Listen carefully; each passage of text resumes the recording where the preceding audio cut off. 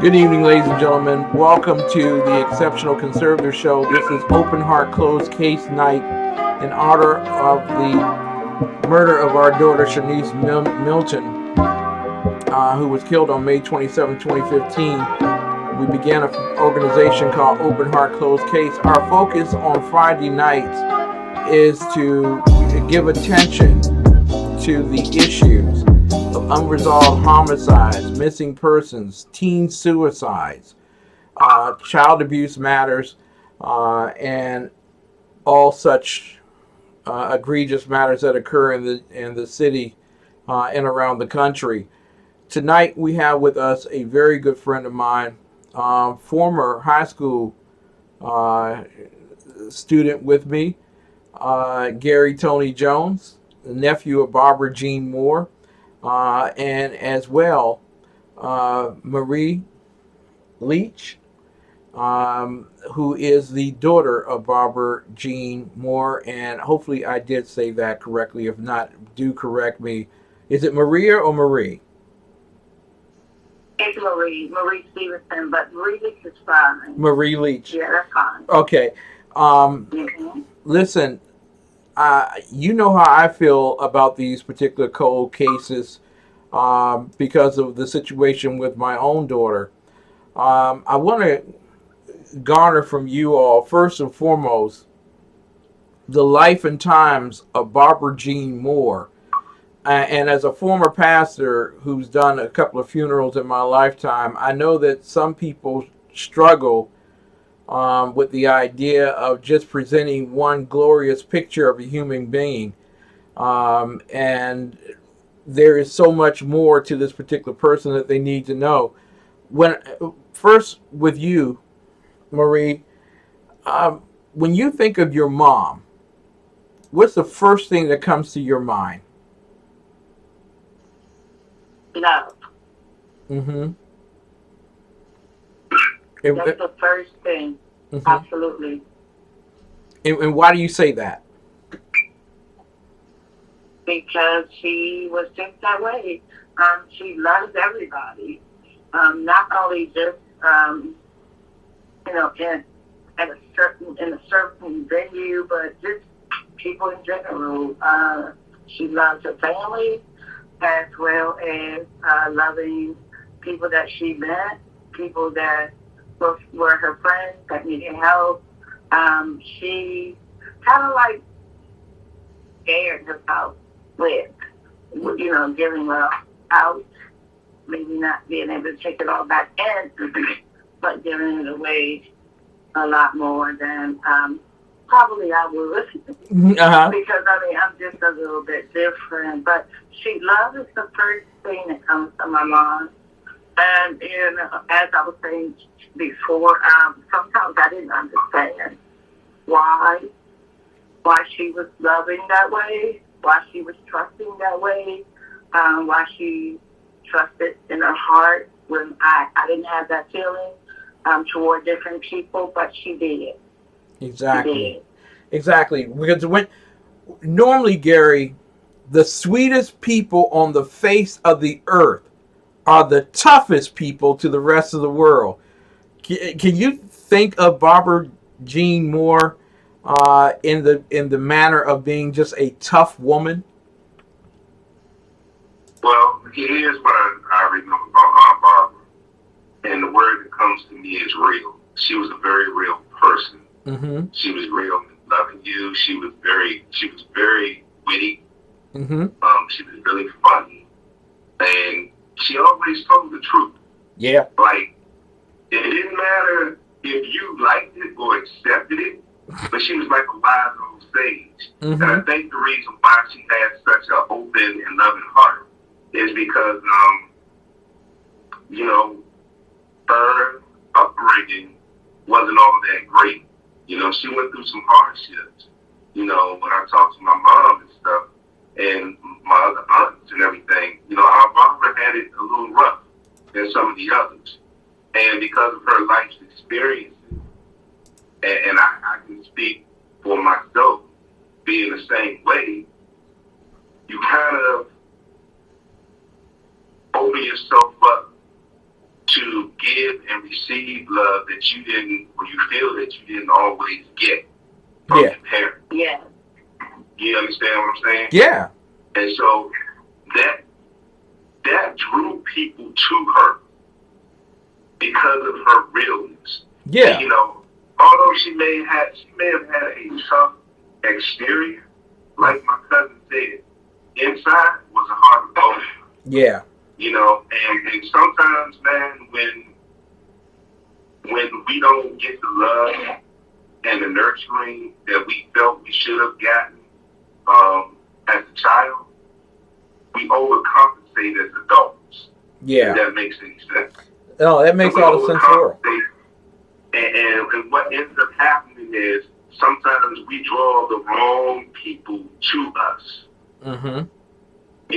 But because we have that love, we want to see the good in everybody, and that's the type of person Barbara was.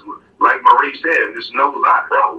She was willing to help any and everybody. Mm-hmm. She had an open door policy, and unfortunately, sometimes the nicest, sweetest people in the world, man, that could be to their detriment. Exactly. And that's the most important thing in terms of putting together the picture of the woman, because a lot of times when we talk about cases, people only show the one side, and we see the cases where there is a 18-year-old who's been killed, but they show pictures of the 11-year-old football player. That's not the current woman or the current boy or the current man. Knowing who she was opens the door for us to see exactly who could have possibly did such a destructive act. And I want to ask you, Marie, when you got the phone call on that particular night, how were you approached? What was said? How was it explained to you that Barbara had been killed? Oh, okay. Once I received the call, I was just told that someone, I need to remember, my sister actually called me and said that I needed to come down there, that mom may have gotten sick, but they don't know what's wrong. They can't get into the apartment. Mm-hmm. So then, once I received the call, I was like 5 minutes away. I just rode down there, but my son arrived, and I couldn't believe that that actually happened, that she died. But we gathered outside of the apartment for some hours, and we found out, I guess, through the detectives and the police, that she had advised that she was killed. Yeah. So we didn't, at that time, we were all heartbroken, but that's how I got the call. That's exactly how I got it. Exactly. My sister called me and told me she thought something was wrong. So, yeah. Marie, I have to ask you here, on that particular night, and to the best of your memory, because you know your mom better than anybody else would know. To the best of your memory, do you remember whether she was home alone on that particular night? Was she open to having friends and families come over to see her? I really don't remember that particular night, because I was like, I just got home from work. I didn't know whether she was alone or not. Okay. I hadn't spoken with her that day, so I didn't know. Mm-hmm. Now, Gary, I want to ask you, and I know that this is all very tough, so bear with me. I know how you feel. Gary, from what you know of Barbara Jean, was she alone on that particular night? Was someone breaking into her home, because she's like 60 some odd years old at this point? Was someone trying to tear down the door to get to her? Not to my knowledge. I believe I got the phone call either from my mother or my aunt Linda. I forget which one called me and reached out to me and said, your Aunt Barbara, is dead. And I'm asking, like, okay, so what happened, right? Yeah. So that's the first thing. So then when you're given all the details of how she was found, now it's like, okay, how did this happen? And who could have done such a thing? To my recollection, from what I received from people, like I said, either my mother or my aunt, they were both calling me. My Barbara was alone, but I mean, we really, all we can do is really speculate at this time. However, there was no signs of forced entry into the house. Mm-hmm. So if no one forced their way into the apartment, from what I'm told, she had to have known the person or person. Okay. So in the 4100 block of Galt Place Northeast, was she living in an apartment? Was she living in a townhouse? Was she living in a big house? What was she living in?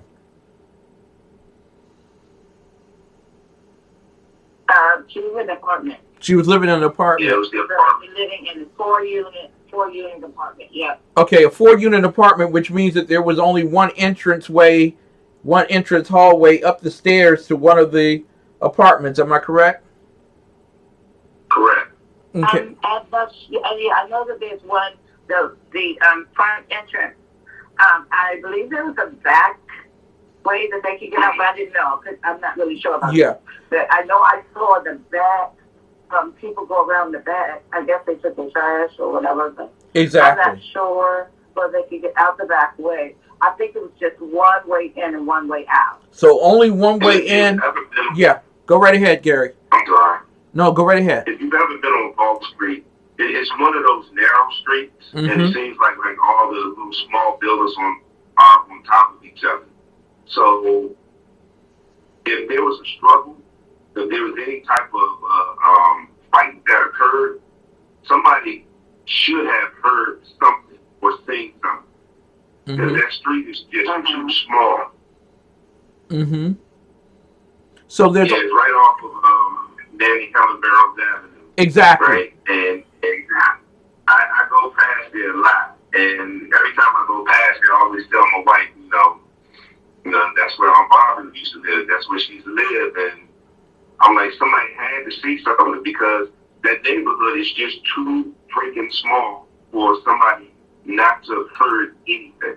Exactly. So there's only one way into the building virtually, besides the back entrance, and in either particular case, there was no breaking down the doors on either side. There's no breaking in a window.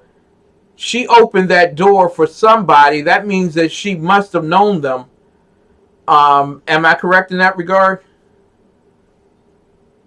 Or either they may have already been there. Okay. In the apartment and left. That's the other thing I was thinking about. She may not have been alone at the time of the murder, but after the murder, maybe she was left alone. So I thought about that a lot. Yeah. Because someone had to murder her. There's no way for it to happen, without a second person or third person. So I was thinking maybe someone was in there in that apartment. Now how tall is Barbara Jean Moore? My mom was a little short lady. She was about 5'4". 5'4"? Yeah, I would say I'm 5'11", so I towered over her. Mm-hmm. About 5'3", 5'4", somewhere around there. But she could handle her own. Am I correct?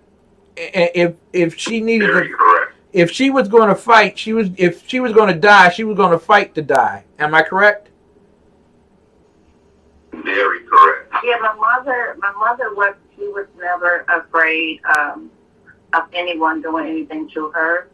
I think that's what made it so easy to say, well, maybe someone was in there, because I know she had friends. Yeah. So it could have been someone there that she knew. It could have been a new acquaintance through her friend. it could have been anyone like that. I don't know for sure. But I know that she did have friends that she called her friends. I didn't know them very personally, not at all. But she, when I would talk to her on the phone, she'll say, "Well, I have my friend is here. If you stop by, let me know, call me, and I'll send someone down to get the groceries or whatever I'm bringing out to her." Exactly. She'll let me know that. Now, Or she'll say, "Well, this young lady needed someone to stay and left her stay. She was out in the cold or whatever." So she would always run things by me, but she wouldn't give me like the details of how they met, their whole story. I couldn't. There was no way I could piece everything together. And I mean, as much as I wanted to be her mother, I mean, she would never let me do that. Exactly. Because as many times I told her, "Mom, that's not right. I don't think you should do this. You shouldn't go about it this way." My mom would tell me in a swift, quick second, "You are not my mother. I'm your mother." So when she said that put me at a standstill. That I knew I had to respect what her choices were. I couldn't move forward. I mean, there were many times when I think I tried to be her mother. As we were growing up together, I couldn't, me being younger, but as I got grown, I wanted to step in, be there, but there was some things that I tried to do that just did not get done. Exactly. And she would not let it happen. She would tell me, "Nope, I'm your mother. You're not my mother. I'll make the decisions." So I'm like, okay. If you would, Gary, because I know that this is very tough, and I want to prepare everyone. The next question I'm going to ask Gary is about the scene of the crime, and if you are someone who does not feel comfortable dealing with how the description is given, I'm going to recommend that you take a step back, pray, get yourself together. Maybe as you're watching the video that you will pause here and then come back maybe later on, because it will help in the case of the description of the scene. Gary, if you could tell me exactly what the scene of the crime looked like on that particular night, as much as you know.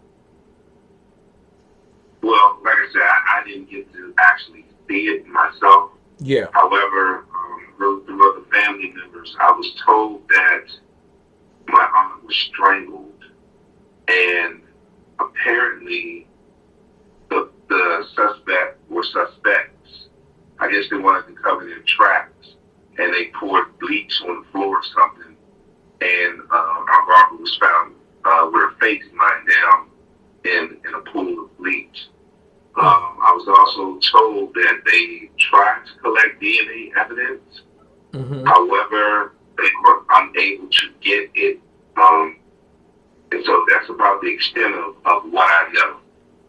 So your aunt was strangled. Was it with a rope, or was it with a towel, or what exactly do you know, as much as you know? I wasn't told the method of strangulation. Just from what I remember, I guess somebody, my thinking is, because she was so, small, but she was strong for her size, they may have just put her in a stronghold lock. Yeah. Or could have been someone bigger who just overpowered her and just choked her to death with his hands or her hands, whoever it could be. Now. So I mean that's about it. So if in a strangling situation, this is not someone, and forgive me for making this description, but this is not someone who takes a silencer, puts a pillow over someone's head, and fires away. This had to be loud enough for someone to hear this 5'4" Barbara Jean Moore fighting for her last breath. Am I correct in that regard? Yes, you are. Like I said, it had to be a struggle. It had to be some sort of altercation within the apartment for that to happen. I mean, no one was going to take my aunt that easy. Yeah. They just weren't. I don't care how big or how small you were or how strong you were. You know, you was going to have to use some extreme force to take her out. So, like I said, I don't know if it was multiple people. I don't know if it was one person. But I do know that someone heard something that night, or they saw something that night. And hopefully and prayerfully, they'll report what they saw or heard. The two of you all have expressed great sorrow over the loss of Barbara Jean Moore. And one of the things that's often said is that it only matters if you lived a certain way, that no attention is given to you, or more attention is given to you if you lived a certain way. Barbara Jean Moore was not a perfect woman, but she deserves justice for what took place on the night of Friday, June 27, 2014, at 8:35 p.m., which means that it was probably light enough. The sun would still be out. Someone saw someone run down those stairs and out that door to get away from that crime scene. Have people in the neighborhood come to you and say, "Man, that's wrong," but you know, I can't say nothing? That being great. No. So it's No. it's No one said they saw. No one saw anything according to when we were asking around outside. yeah. No one saw anything. No one heard anything. We couldn't question the tenants in the building because it would allow us to go there, but no one had any clue. Now this case, yeah. I'm sorry, but just to piggyback on that, one of the things that plagues our community, and it needs to stop, you know, and I know that you share the same feeling because of what happened to your baby, but Yeah. this whole code of the streets, snitches get stitches, you know, needs to stop because when that calamity comes to your doorstep, you want somebody to speak up because that's your family member. That's your blood now. That's gone. Mm-hmm. And people need to step back for a moment and ask themselves, what if this happened to me or someone that I love? It's real funny how we as a collective community, we can get pissed off when the police officers don't tell on each other when, you know, one of their own does something corrupt and they cover it up. But we end up with the same mentality when someone does something to one of ours and we don't step forward. Yeah. And this is why we have such a high crime rate and so many unsolved murders, not just in D.C., but all across the country. Exactly. I got to ask the two of you all here because we're going to run out of time shortly, and I am going to ask you all to come back over time to talk about this particular case and what needs to be done in terms of unresolved homicides. But in the sense of this young woman, Barbara Jean Moore, when you think of her, what would you say that she would want DC to do in terms of closing this case? I can't say it the way Barbara would say it, but she would tell the police, find the person. Mm-hmm. Of course. I would say the same thing. He would say, you need to find that person in there.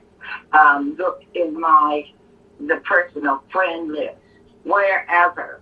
My mom had, I was told she had a lot of numbers written around in her house, in the apartment. I mean, those phone numbers went to some of her friends. They should be found. The person should be found. As as that apartment right now, I think it's truly haunted. The next person that lived there was murdered. So it's something going on. They really need to find out who is killing the people. Who, not only my mom, but the next person. Now, I heard a lot from my mom. I kind of relived that day a lot. I wake up and I feel like I'm choking, and it took a long time for me to get over that. But reliving being strangled or waking up without a breath. But yeah, that stuff plagues you, and I believe my mom wants us to find her killer. I truly do. now, Detective Chanel Howard handles my daughter's case. I said that earlier, and she handles your case as well. There's a difference of a year between the cases, but both of those are cold cases. What would you say about Detective Chanel Howard? How did she treat your family during this particular time period? I would say she gracefully tried to gather the information that she could. However, she can't, she's not able to get what she can't get. Yeah. And it's really sad that the Washington metropolitan area is really small, but people can hide in different areas and you not know where they are. She has been diligent, to my knowledge, but one thing that I really don't like with our the people that get murdered is when you can't get the DNA. Like, we don't have, every state has like a different way to collect DNA.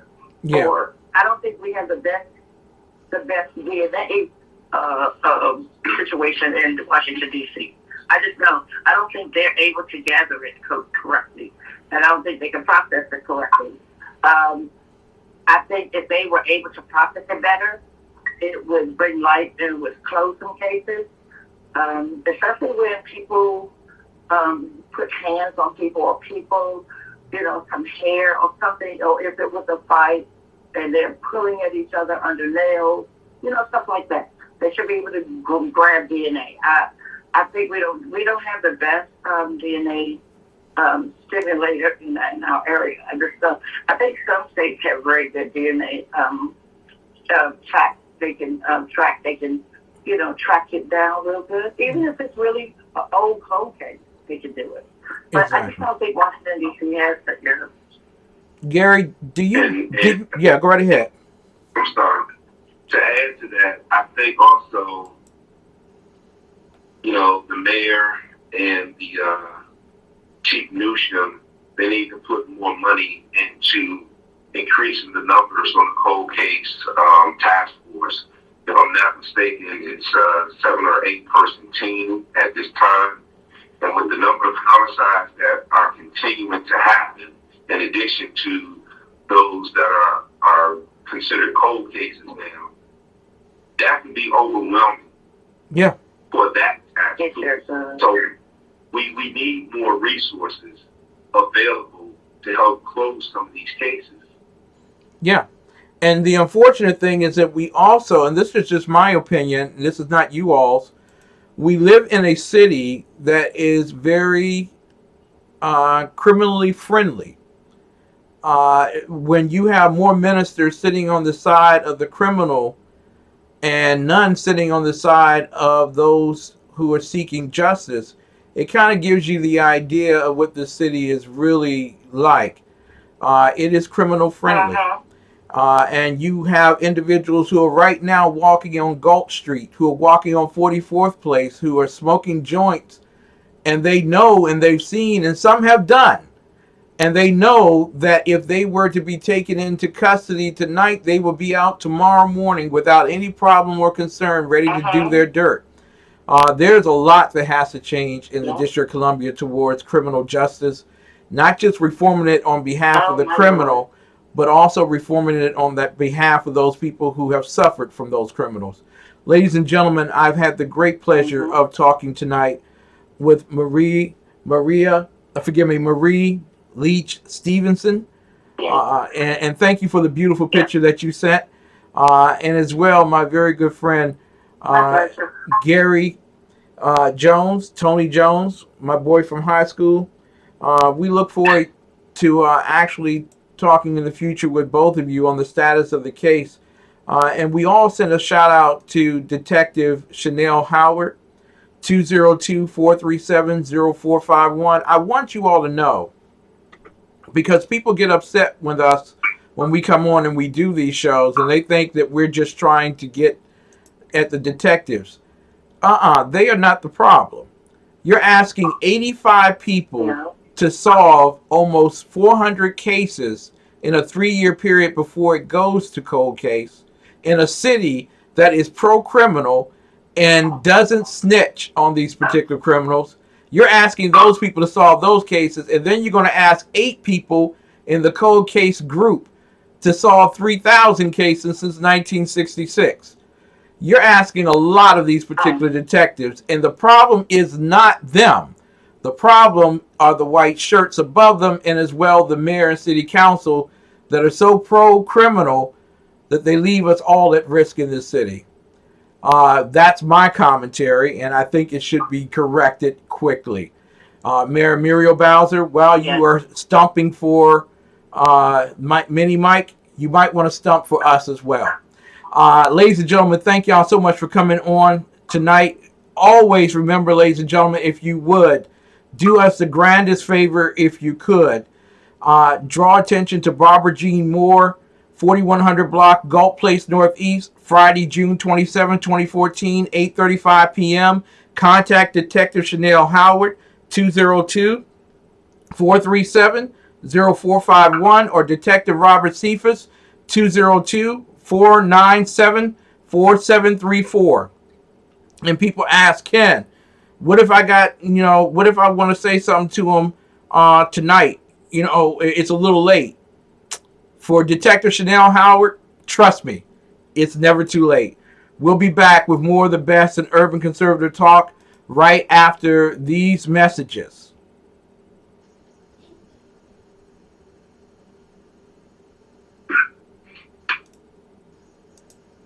So, Gary, is it over? I can hang up now, right? Southwest 1380 has an engine fire suspended. Thank you. We have a part of the aircraft missing. I had been watching aircraft fly overhead, the jets practicing their dogfighting over our big hay barn. But when I was 13, I read a book. And that's one of the reasons I'm writing a book, because I got to see from behind a pilot's eyes and see it from inside the cockpit. And that's when I decided I want to fly. On career day, when I went to the aviation class, the colonel